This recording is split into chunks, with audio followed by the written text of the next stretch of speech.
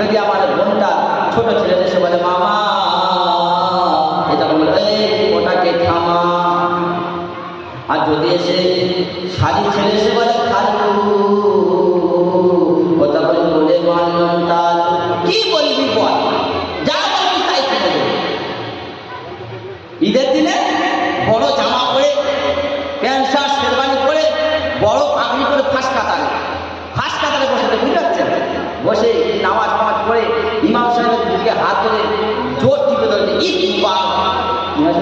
খাঁচা ভেঙে গেল, কি করছি, খাঁচা ছেড়ে তোর ইমাম সাহেবের খাঁচা দিতে কে বলেছে? যার করে মানুষ হয়েছিস তার খাঁচাটা ঠিক আছে? তুই যে নামাজ পড়তে এসছিস তার 50 টাকা দিয়েছিস হাতে? দিছিস।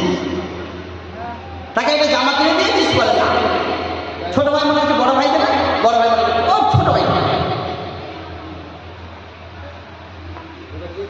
আজকের এখানে জলসা সুন্দর আয়োজন করেছেন হাফেজ